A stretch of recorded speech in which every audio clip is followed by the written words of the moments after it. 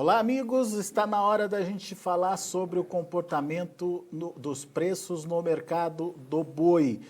Já tem negócios ocorrendo, obviamente não é referência, mas enfim, já é um novo patamar sendo negociado para o boi China no estado de São Paulo. Negócios já ocorreram a R$ 250. Vamos conversar com o Douglas Coelho, Radar Investimentos, para saber qual é a possibilidade dos 250 virarem referência aí para os negócios em São Paulo. Seja bem-vindo, meu amigo. Obrigado pela participação conosco mais uma vez aqui no Notícias Agrícolas. Os negócios já começam a ocorrer de forma pontual, Douglas. É a nova referência aí, na sua opinião, esse patamar dos 250 ou ainda é cedo para falar disso? Muito boa tarde a todos os amigos do Notícias Agrícolas. É sempre um prazer falar com vocês. Muito obrigado pelo convite. E é isso aí, Alexander. O mercado continua muito firme. Hoje a gente vê preços de balcão ao redor de 245, 246, até 247 aqui em São Paulo. Esporadicamente, né? Claro que com animais de grande, com um lote maior, que tem uma proximidade boa do frigorífico, um bom acabamento, né?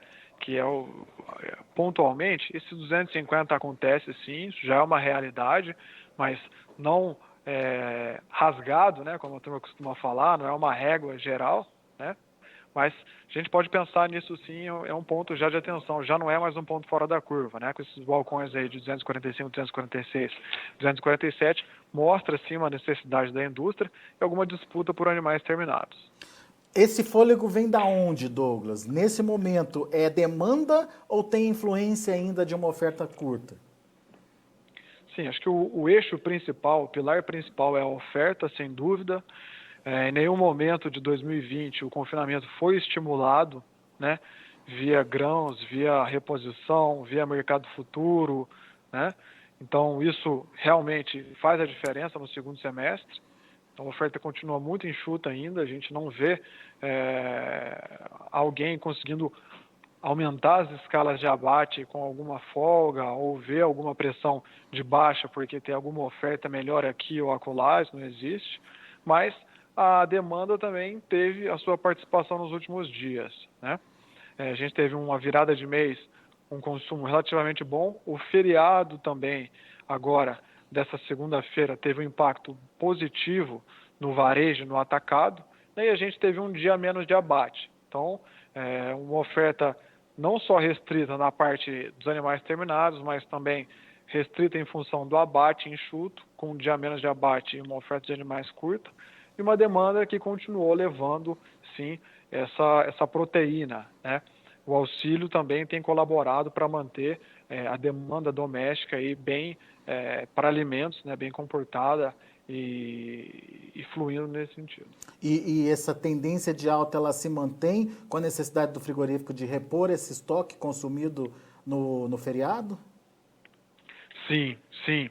A gente viu uma escalada de preço no atacado que acho que até talvez seja mais destaque do que o boi, né? Desde meados de agosto, a arroba, no ano passado a gente viu batendo uns 14,40 ali por quilo, quando a gente olha para a carcaça casada, e aí o atacado voltou, mas em agosto, meados de agosto para hoje, não foi isso que a gente viu, né? Rompeu os 14,50, foi para 14,80, hoje a gente tem nossa referência em 16,05, então sim, hoje o varejo repõe as gôndolas com preços acima do que eles tinham praticado há 2 semanas ou há 1 semana.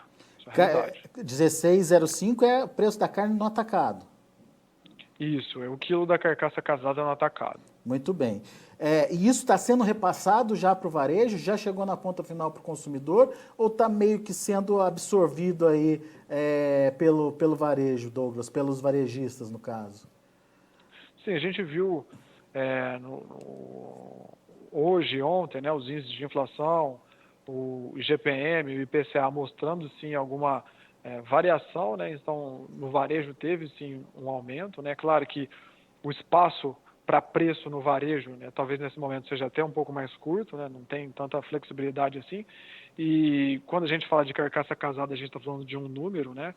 Que é o traseiro, a ponta de agulha e o dianteiro, um número só fechado, enquanto no varejo existem cortes, né, que a gente consegue flexibilizar um pouco mais essa questão de preços, né, a fraldinha é um preço, o acém, o patinho, o peixinho é outro, né, a ponta o flanco ali, o vazio é outro, né, então existe sim uma variação diferente do varejo para o atacado, mas é possível pensar que houve sim um repasse para o varejo.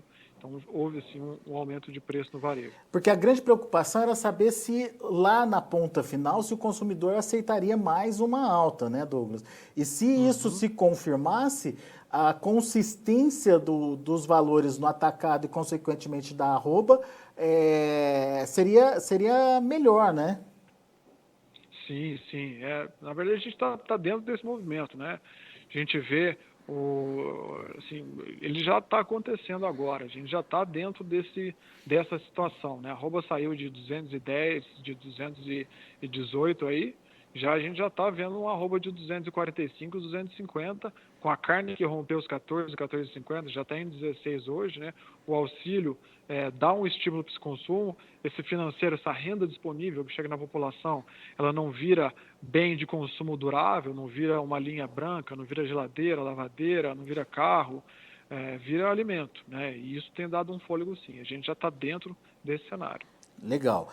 E agora, segunda quinzena de mês por aí, tradicionalmente tem um freio aí no crescimento das cotações.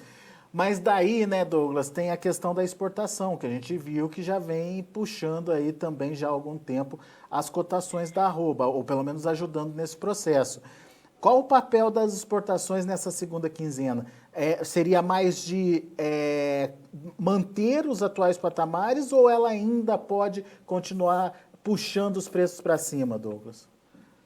Bom, a exportação está se provando em mais um ano com uma via de escoamento muito importante para a produção de carne bovina do Brasil, né? A gente viu desde maio, né, com a relação dólar-real, quando o dólar puxou bastante, nossa exportação começou a ir de vento em popa, né? Desde maio a gente está exportando volumes bem acima do que o ano passado. Em setembro deve continuar, pelo menos até os dados que o MDIC divulgou ontem, a gente deve ter um bom desempenho em setembro também. Talvez seja prematuro para a gente cravar um número, já que boa parte do mês ainda deve ser contabilizado, mas a gente deve ter uma exportação firme, sim, entre 160, entre 170 mil toneladas, né, com os dados que a gente tem. Então deve continuar drenando e deixando o mercado interno bem enxuto, né? Mas é válido ponderar que a exportação, por mais que ela tenha aumentado de volume e aumentado a participação também, ela não deve estar muito distante aí dos 35%, né, no máximo aí 35%, né? A gente tem um balanço ainda em que o mercado doméstico ele é preponderantemente maior, mais relevante, né? Ele tem maior participação no escoamento da produção em relação à exportação. Então, às vezes o pessoal fala, a exportação tem sido o maior problema, a exportação que está deixando um negócio aqui desandar no mercado interno, e talvez pode ser até uma visão enviesada, né? Grande parte fica aqui no mercado interno, né? E a menor parte ainda, mesmo com o crescimento dos últimos anos, vai para a exportação. A função da exportação é enxugar mesmo uma possível sobra aí de produção, certo? Exato, exatamente. E tem um balanço muito importante, né?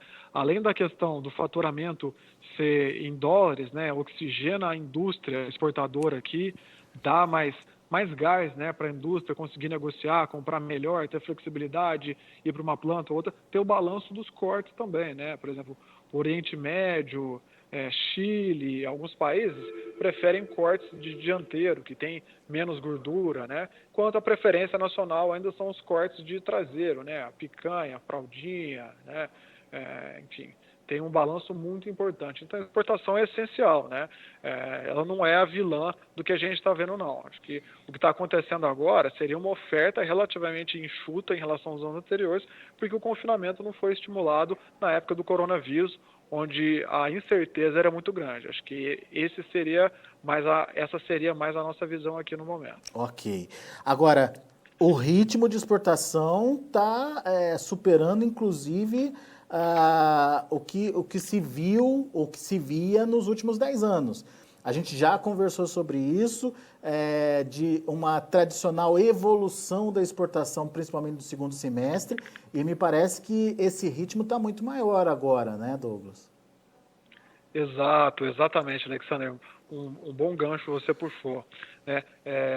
A gente havia comentado até nos bate-papos anteriores nossos que a média do segundo semestre, né, das exportações de carne bovina do Brasil, exportação de carne bovina in natura, gira ao redor de 17%, 17,05%, ou seja, no segundo semestre o Brasil tende a exportar cerca de 17,5% a mais do que ele exporta no primeiro semestre de carne bovina in natura.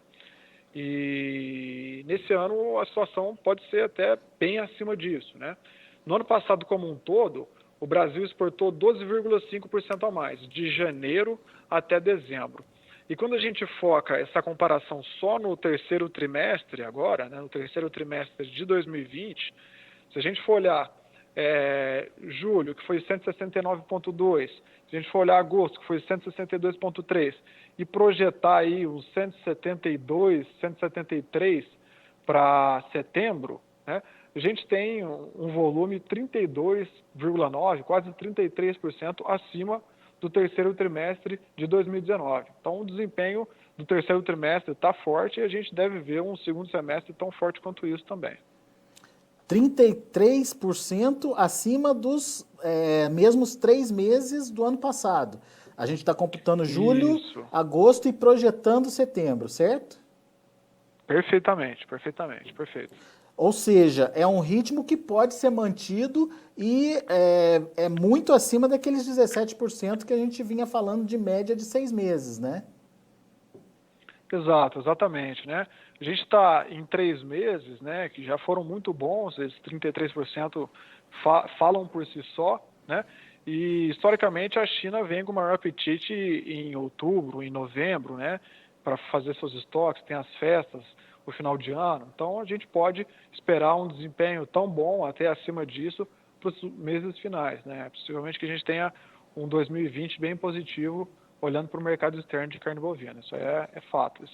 Esses 3 meses já dão uma boa cor, já dão uma boa sensação que a gente pode esperar para o restante do ano. Agora, Douglas, a gente abrindo as exportações, na hora que a gente viu o que cada país consumiu, a gente viu um recuo, pelo menos um pé no freio da China aí no mês de agosto. Não é nada muito significativo, mas enfim, é um volume menor do que ela consumiu no mês anterior, por exemplo. É um sinal de alerta? Quer dizer alguma coisa ou foi mais uma condição pontual só aí de reorganização das compras, na sua opinião? Bom, acredito que seja mais pontual, né? O volume não foi significativo. Nos últimos meses, nas últimas semanas, a gente viu que a China voltou a abrir, retomar as exportações de alguns outros frigoríficos de outros países, né? Alemanha, outras plantas que estavam fechadas, né? E isso é natural da China mesmo. Do mesmo jeito que o Brasil tem a ginga, o jeitinho brasileiro, o chinês tem o jeitinho de negociar deles também. Eles são traders puros, negociam em volume, preço, conseguem fazer mudanças rápidas, né? E isso não assusta, não. Acho que a demanda lá continua bem firme, né? A gente continua bem consolidado como um fornecedor de proteína de qualidade e preços acessíveis, né? E foi um ponto só que a gente deve ficar atento, claro, né? Mas que não é relevante olhando para 2020 como um todo. E outubro seria o ápice aí das compras, outubro e novembro. Isso, historicamente o pico ocorre em outubro, né? Mas de exportação do Brasil, né? Agora, se acontecer em outubro ou novembro também não seria um ponto fora da curva, mas historicamente outubro geralmente é o mês onde o país embarca mais proteína. Muito bem. Diante desse cenário, alguma coisa pode frear a escalada de preços da arroba, Douglas? Bom, a gente viu, Alexander, como a gente colocou no início da conversa, né, um movimento de 210, de 215 até 250, 245, 250, né? É um movimento relevante, né, num período curto. Ou seja, uma pernada grande já foi dada, né? Talvez esperar uma pernada nessa mesma proporção, né, talvez não seria tão tão conservador assim, vamos colocar, tão factível, né? O espaço para ter um movimento tão grande quanto esse, ele pode ficar um pouco mais limitado.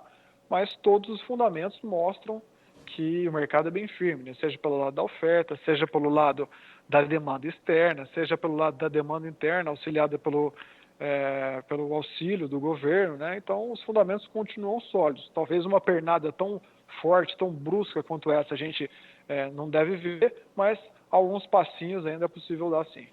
Legal. Fôlego tem, mas talvez não uma explosão nas cotações como a gente viu acontecer aí nos últimos meses, mas mais ajustes, correções, enfim, adequações de preços aí podendo acontecer até para que o frigorífico consiga convencer o produtor que ainda tem animal a liberar esses animais para abate, certo? Perfeito, exatamente. Tá certo. Douglas Coelho, meu caro, mais uma vez muito obrigado, viu, pela sua participação, pela análise aqui para a gente, que é muito importante, principalmente para quem está investindo no setor, entender o que está acontecendo e o que pode vir por aí. As explicações são bem didáticas nesse sentido e a gente espera contribuir aí para que o pecuarista possa se programar e possa se organizar nas tomadas de decisões, principalmente daqui para frente. Por enquanto, muito obrigado. Eu que agradeço pela confiança, pela oportunidade mais uma vez. Um abraço e um bom trabalho, Alexandre. Até mais. Valeu, até a próxima, Douglas. Tá aí Douglas Coelho, Radar Investimentos, comentando o mercado do boi aqui com a gente no Notícias Agrícolas. Antes de encerrar, deixa eu passar para vocês como estão os negócios lá na B3, Mercado Futuro, principalmente para o boi, e o indicador que ontem deu uma estilingada também, alta de 1,43%, como você está vendo aí na tela, a R$ 243,90. Indicador CPEA do dia de ontem, dia 8 de setembro. Na B3, evolução dos preços apenas para o vencimento de setembro. Primeiro vencimento, R$ 143,90, juntando aí, portanto, buscando aí o indicador. Outubro, R$ 244,55. Hoje, outubro recuando, 0,04%. Não é um recuo muito forte, muito considerável, mas, enfim, é um mercado negativo. Novembro, R$ 247,60, queda de 0,16%.